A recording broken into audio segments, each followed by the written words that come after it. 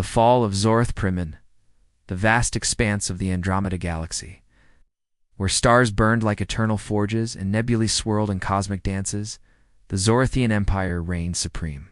For centuries, they had expanded their dominion, conquering worlds with their superior technology and unyielding military might. At the helm of this interstellar juggernaut stood General Krix'Vaar, a towering figure clad in iridescent armor that shimmered like the scales of a predatory serpent. His species, the Zorathians, were reptilian humanoids with elongated snouts, razor-sharp claws, and eyes that glowed with an inner fire. Krix'Vaar was no ordinary general. He was a legend.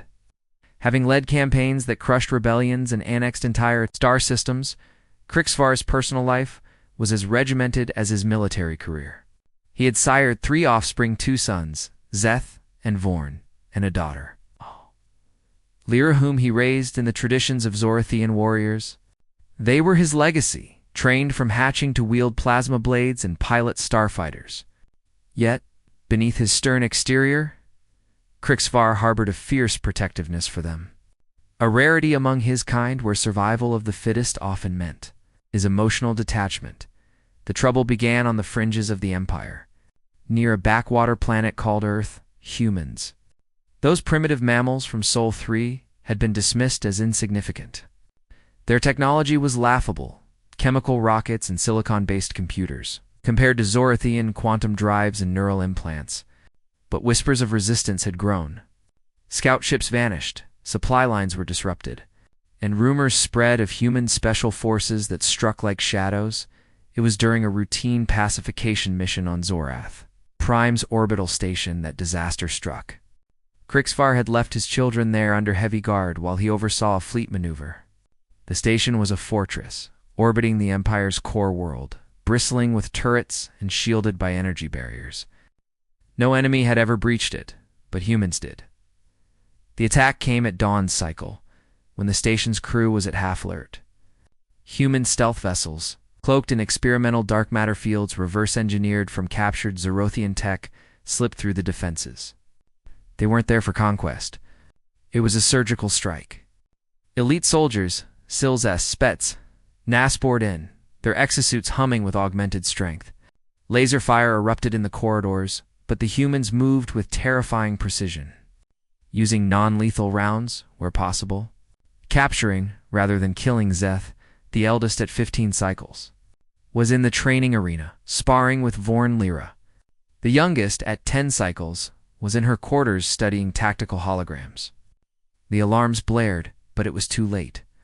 Human commandos overwhelmed the guards, deploying neural disruptors that paralyzed without permanent harm. Szeth fought back, his claws slashing through one soldier's armor, but a tranq dart felled him. Vorn roared in defiance, but numbers prevailed. Lyra, clever and quick, hid in a ventilation shaft. But a scanner drone found her.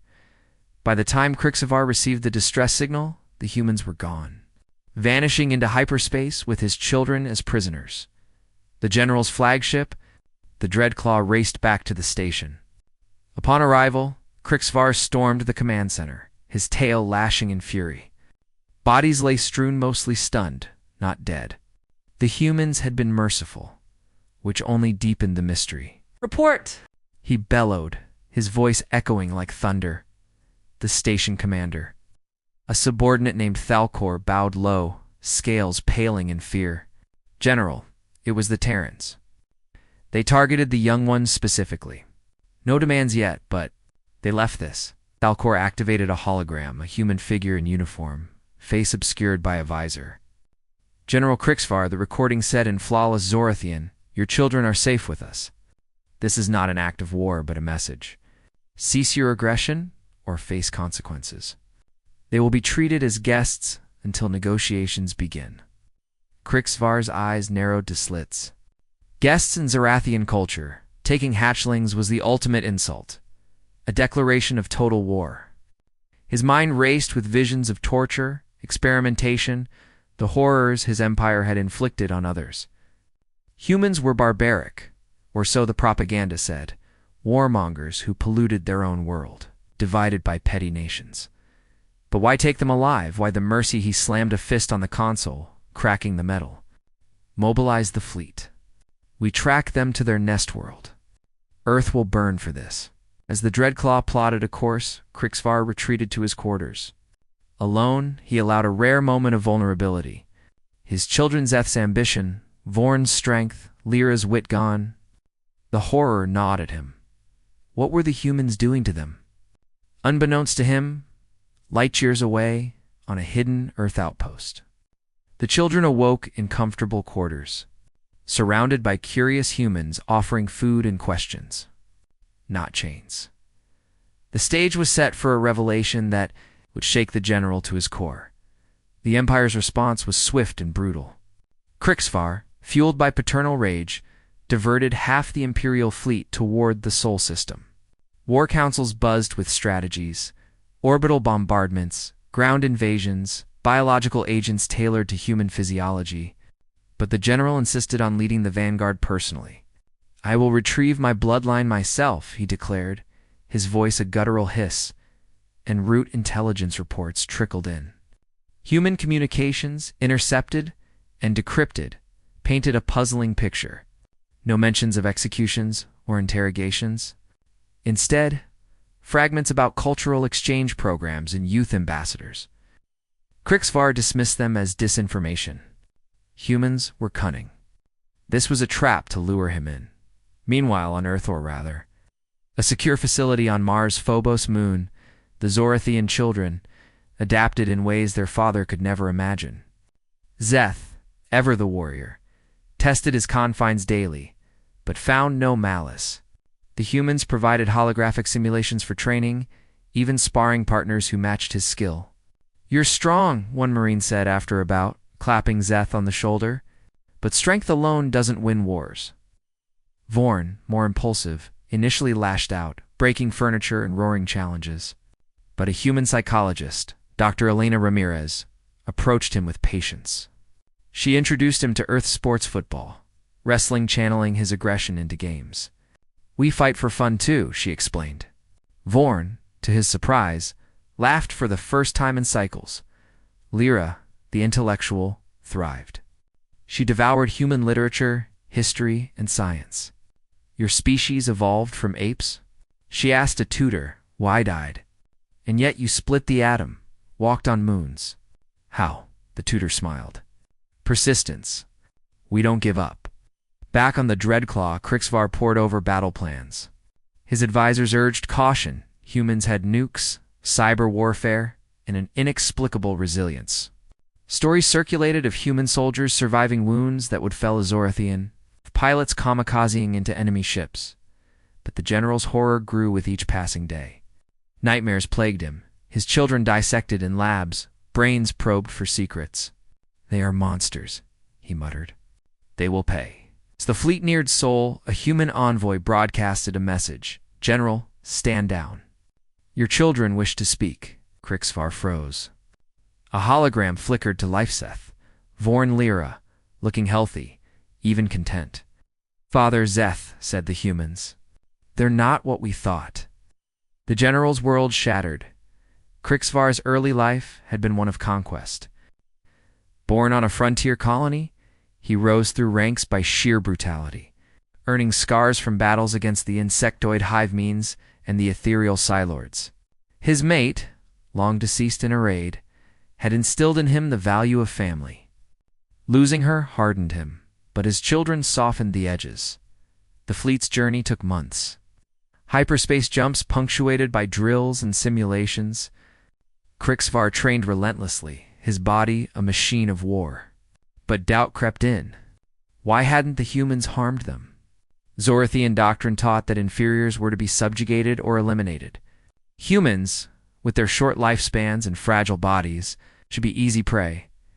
Intelligence dossiers revealed human history, world wars, genocides, but also art, music, exploration. "They are paradoxes," one analyst said, "capable of great evil and greater good." Krix'Vaar snarled, "Good, they stole my hatchlings!" On Phobos, the children bonded with their captors.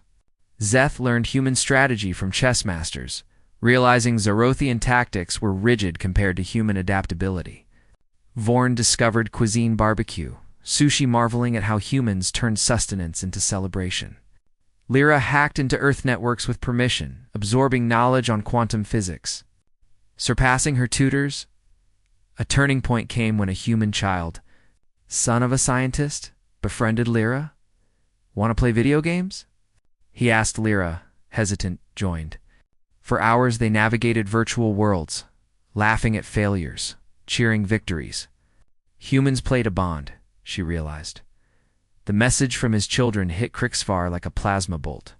They spoke of kindness, curiosity, not coercion. "They want peace, father," Lyra said. "Join us."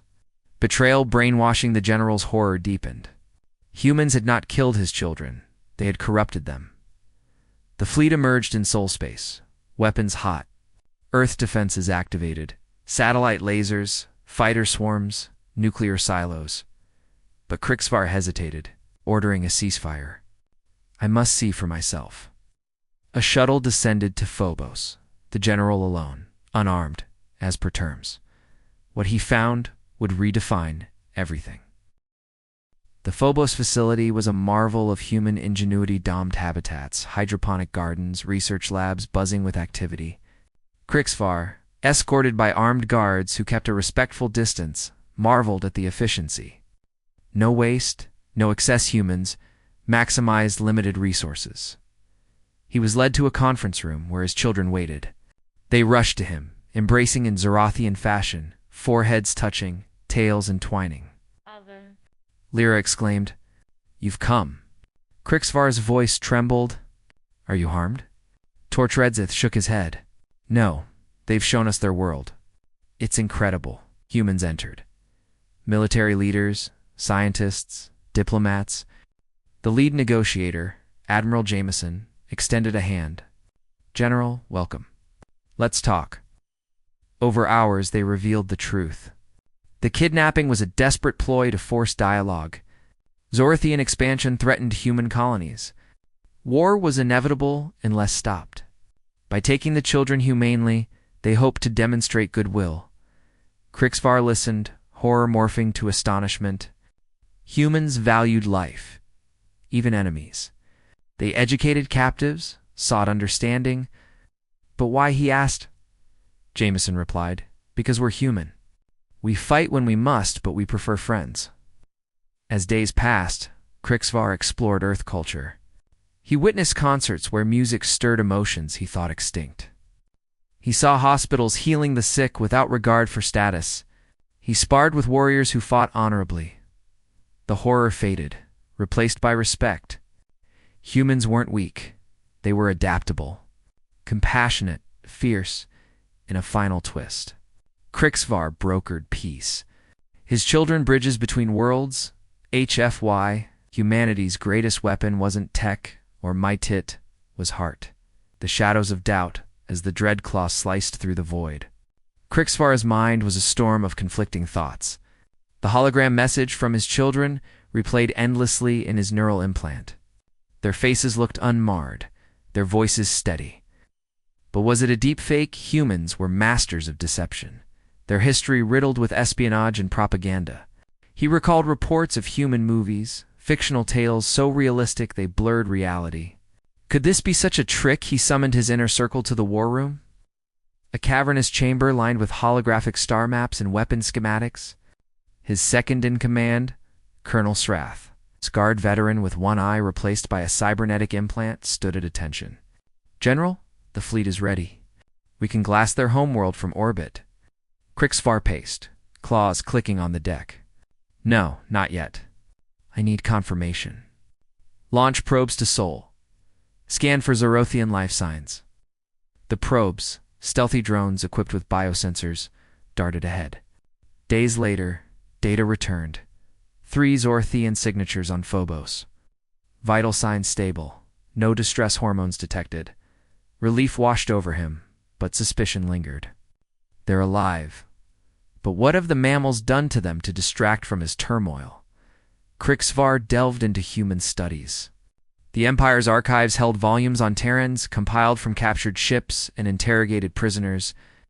Humans were a young species, only recently spacefaring, yet they had colonized their system with remarkable speed. Their bodies were soft, lacking natural armor, but they augmented with technology exoskeletons, genetic enhancements, AI interfaces. One file intrigued him: human parenting. Who hatched eggs and trained offspring in communal creches? Humans formed tight family units, nurturing young for years. They bond emotionally, the report noted.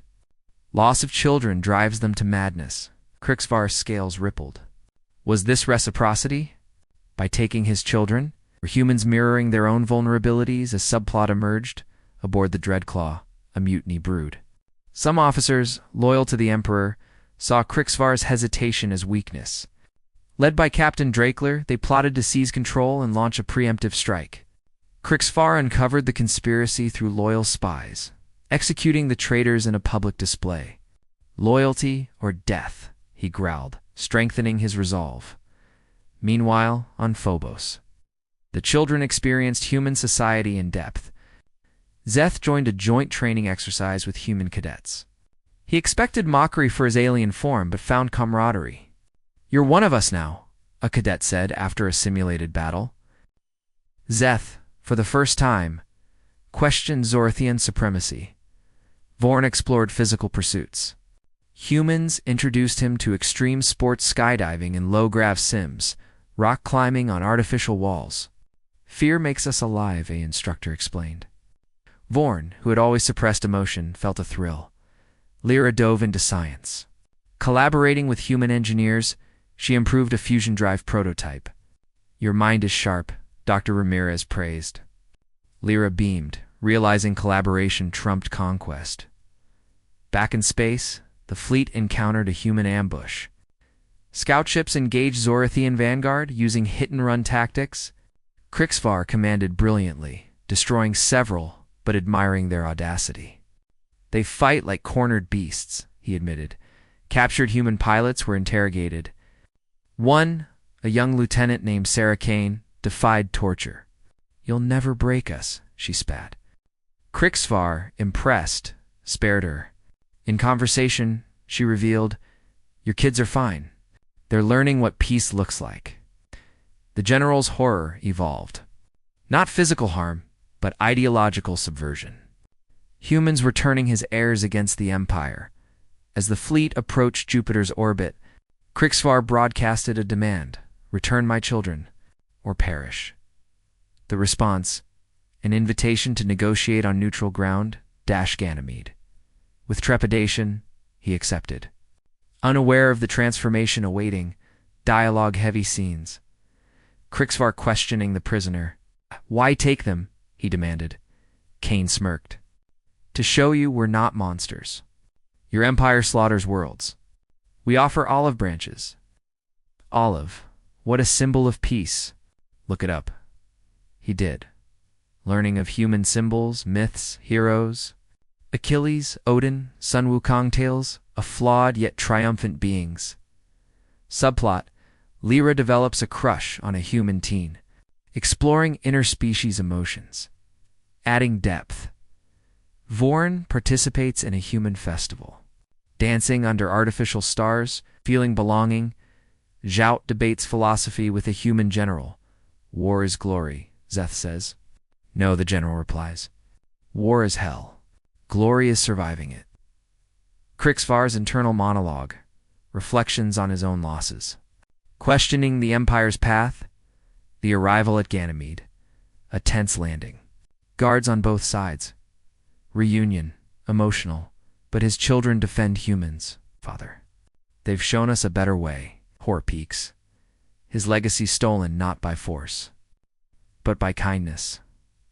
Revelation and redemption. The Ganymede outpost was a neutral zone. A domed city built by joint alien-human efforts in secret. Krix'Vaar stepped off his shuttle, flanked by elite guards, his armor gleaming under the artificial lights.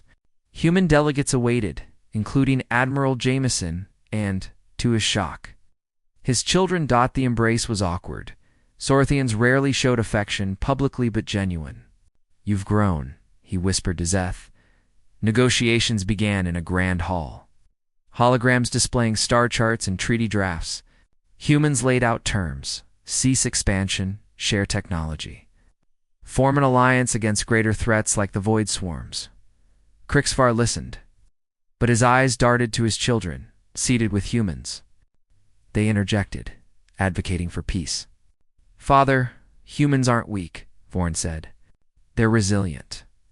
They survived their own apocalypses, plagues, wars, climate collapse, and emerged stronger," Lyra added. "Their diversity is their strength. Unlike our uniformity, they innovate through chaos." The general's horror crystallized. Humans hadn't taken his children. They'd enlightened them. The Empire's propaganda crumbled. He recalled suppressed reports of human feats defeating superior foes through guile. Like the Trojan horse or guerrilla warfare, a pivotal moment, a shared meal. Humans offered Zorathian cuisine replicated from scans alongside Earth delicacies. Krix'Vaar tasted pizza, a bizarre concoction, and found it delightful. Laughter echoed, breaking barriers. Subplot: betrayal from home. The Emperor, learning of negotiations, dispatched assassins. A battle ensued on Ganymede, Zorathians versus Loyalists, with humans aiding Krix'Vaar. United, they prevailed. In the aftermath, wounded but alive, Krix'Vaar addressed his fleet. "Stand down. We've been blind. Humans are allies, not prey." The twist. His horror was misplaced. Humans took his children to save them from a corrupt empire. Revealing a coup plot against Krix'Vaar. Redemption, he defects, leading a reformed faction. Epilogue. Years later. Joint fleets explore, his children's hybrid ambassadors. HFY shines. Humanity's empathy conquers where might fails.